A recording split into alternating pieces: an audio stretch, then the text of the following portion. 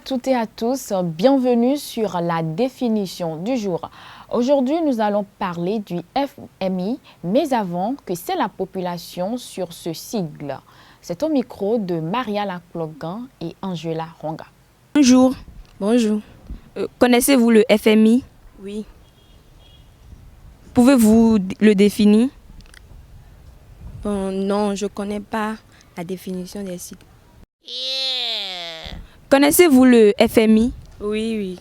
Pouvez-vous le définir? FMI veut dire fonds. Ça m'a échappé. Je ne me rappelle pas trop de ça. Bonjour. Connaissez-vous le FMI? Pardon? Le FMI, connaissez-vous?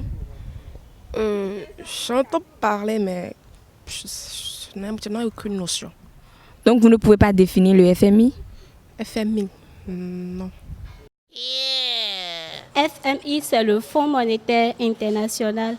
Ça finance le pays dans le domaine industriel ainsi que dans le domaine financier, commercial.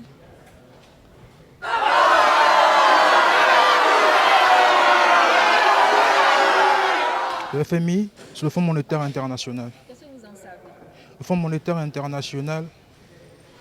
monétaire international finance les programmes d'ajustement structurel dans le monde et est l'organe sœur de la Banque mondiale.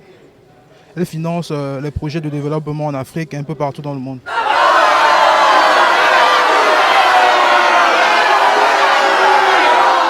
C'est le fonds qui soutient à peu près, qui veille à l'équilibre, la stabilité financière dans les pays et prévient les risques en les octroyant des prêts à des moments donnés en guise du développement de ces pays-là.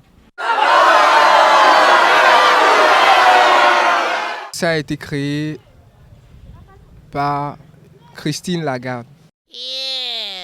Le FMI, je ne connais pas grand-chose, mais je sais que c'est le Fonds monétaire international. C'est une institution qui a été créée le 27 décembre 1945 et qui a pour principale mission de garantir la stabilité du système monétaire international.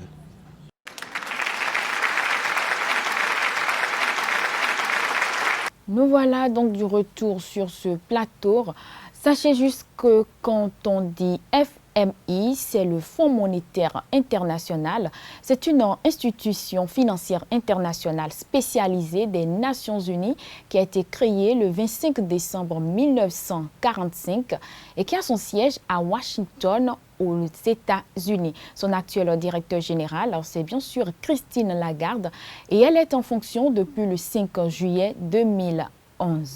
Le FMI regroupe 189 pays et a pour fonction d'assurer la stabilité monétaire internationale et la gestion des crises financières et monétaires. Le FMI fournit donc des crédits aux pays qui connaissent des difficultés financières mettant en péril l'organisation gouvernementale du pays ou de son système financier ou de la stabilité de son système financier ou encore les flux d'échanges de commerce internationaux avec d'autres pays.